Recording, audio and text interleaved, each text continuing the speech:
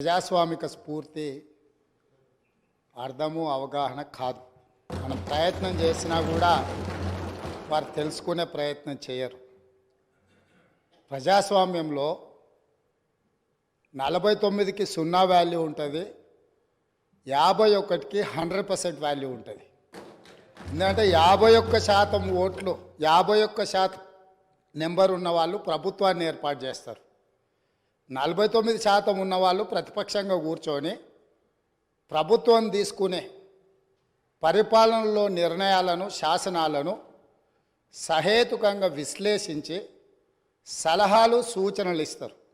సలహాలు, సూచనలు ఒకవేళ ప్రభుత్వము పెడచెవిన పెడితే నిరసనలు, ధర్నాలు, రాస్తారోకలు చేస్తారు. అవసరమైతే ఆమరణ నిరాహార దీక్షలు చేసిన కూడా సందర్భాలు ఉన్నాయి. ఆ స్పిరిట్ను తీసుకోవాలి తప్ప వాళ్ళు 64 ఉన్నారు, మేము 39 మంది ఉన్నాం, మేము అచ్చోసిన ఆంబోతుల్లాకున్నాం, మేము పోడియంలోకి వచ్చి కుస్తీలు కొట్లాడతాం, ఈ రకమైన భాష వారి గౌరవానికి కానీ ఈ సభను నడిపించుకోవడానికి కానీ సహకరించదు. రెండవ అంశం, పదే పదే గత పాలన గురించి, గత ప్రభుత్వాల గురించి మాట్లాడుతున్నాను. సరే, వారు ఏం మాట్లాడతారో మొత్తం విన్నాక రిప్లై చేద్దాం అనుకున్నాను. కాకపోతే నా రిప్లై కోసం వారు తహతహలాడుతున్నారు.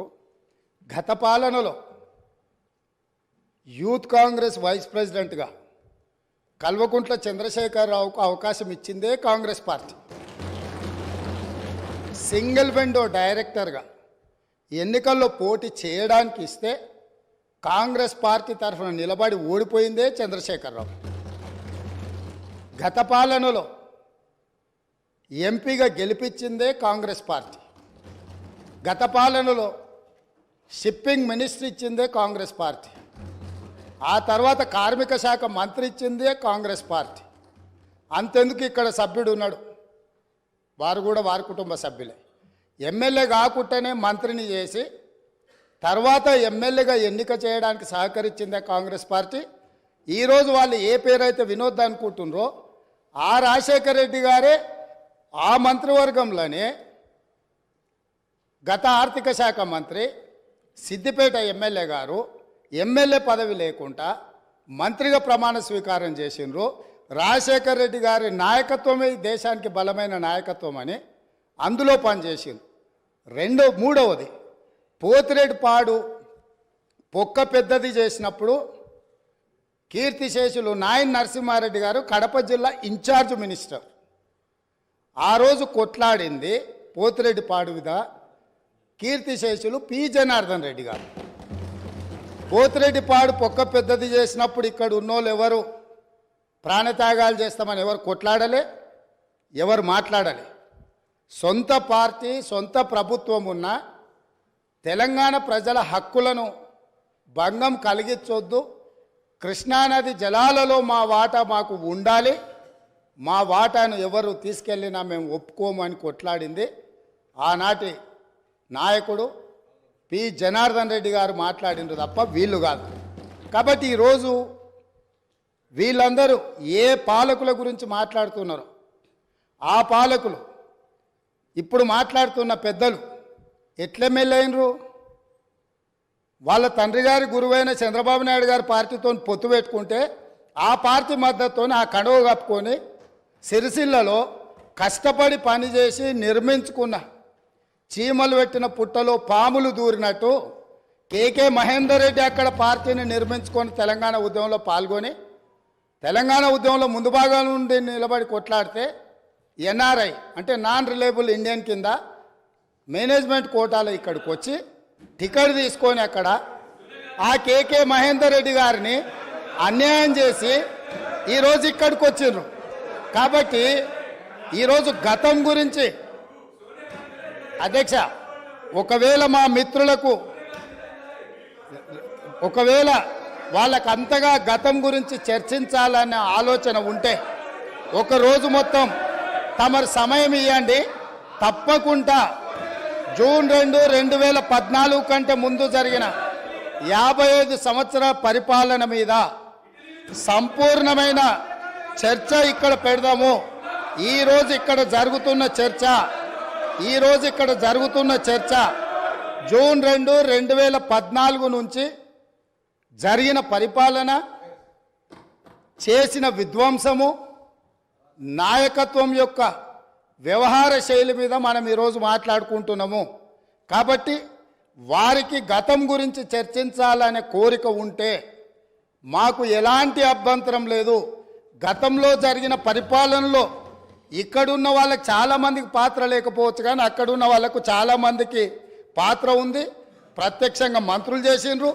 అక్కడున్న నాగేందర్ గారు, ఆ పక్కనున్న శ్రీనివాస్ యాదవ్ గారు, ఆ పక్కనున్న హరీష్ రావు గారు, అక్కడున్న కడియం శ్రీహరి గారు, ఆ పక్కనున్న పోచారం శ్రీనివాసరెడ్డి గారు, ఆ పక్కనున్న గంగుల కమలాకర్ గారు, అన్ని పేర్లు మొత్తం అన్ని లిస్టు చదువుతా. వీళ్ళందరూ కూడా ఈరోజు వారు ఏదైతే పాపాలు జరిగినాయి అంటుండ్రో ఆ పాపాలలో సంపూర్ణమైన భాగస్వామ్యం వాళ్ళదే ఉన్నది. వరంగల్ ప్రాంతంలో జరిగిన ఎన్కౌంటర్లకు ఎవరి కారణమని చర్చ ఉంది అధ్యక్ష? ఈరోజు వారే మాట్లాడుతున్నారు. ఏమని గవర్నర్ ప్రసంగంలో మొత్తం కాంగ్రెస్ పార్టీ మేనిఫెస్టోనే పొందుపరిచిండ్రని చాలా సీనియర్గా పనిచేసిండ్రు మంత్రులుగా. గవర్నర్ గారి ప్రసంగము పార్టీ యొక్క ఎన్నికల మేనిఫెస్టోను మంత్రివర్గంలో చర్చించి మా ప్రభుత్వం యొక్క భవిష్యత్ కార్యాచరణను మంత్రివర్గం ఆమోదం చేసిన తర్వాతనే గవర్నర్ గారు ప్రసంగిస్తారు. పరిపాలనలో అనుభవం ఉన్న వాళ్ళు, గతంలో ఈ రకమైన నిర్ణయాలు చేసిన వాళ్ళు కూడా ప్రజల్ని తప్పుదోవ పట్టించడానికో లేకపోతే వాళ్ళ యజమానులను సంతోషపెట్టడానికో ఎందుకు మాట్లాడుతున్నారో నాకైతే తెలియదు. నేను సభ్యుడికి సూచన చేస్తున్నా. నేను చాలా విషయాలు ప్రస్తావించిన, తప్పకుండా సావధానంగా 5 సంవత్సరాలు సమయం ఉంది.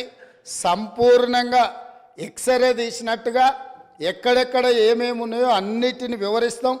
మా ఆర్థిక మంత్రి గారు, డిప్యూటీ సీఎం గారు జరిగిన విధ్వంసం ఏంది, ఆర్థిక నేరమేంది, అన్ని విషయాలు ఈ సభలోనే తమరి అనుమతి తీసుకొని చర్చకు పెట్టి వాటన్నిటిని విశ్లేషిద్దాం. మేము సిద్ధంగా ఉన్నాం. సంవయనం పాటించి ఈరోజు గవర్నర్ గారి ప్రసంగానికి సంబంధించిన మీకు మనసు ఉంటే, తెలంగాణను అభివృద్ధి చేసుకోవాలన్న ఆలోచన ఉంటే అభినందిస్తూ మీరు ముందుకు రండి. లేదు మేము ఇట్లనే ఉంటామంటే పిల్లి శాపనార్థాలకు ఉట్లు తెగిపడవు. ఈ శాపనార్థాలు పెడుతూనే ఉంటారు జీవితకాలం. కాబట్టి దయచేసి ప్రతిపక్షానికి నేను సూచన చేస్తున్నా, మేం పాలకపక్షంగా మా విజన్ డాక్యుమెంటుని సభలో పెడుతున్నాం. మీరు సలహాలు సూచనలు ఇవ్వండి. సహేతుకమైన సలహాలు సూచనలకు ఎప్పుడు మేము సిద్ధంగా ఉన్నాము. ఎందుకంటే ప్రతిపక్షాలను గౌరవించడం అనే సాంప్రదాయం కాంగ్రెస్ పార్టీకి మొదటి నుంచి ఉంది, ఇప్పుడు కూడా ఉంది. ఆ సాంప్రదాయాన్ని కొనసాగిస్తామని మీ ద్వారా వారికి తెలియజేయదలుచుకున్నాం.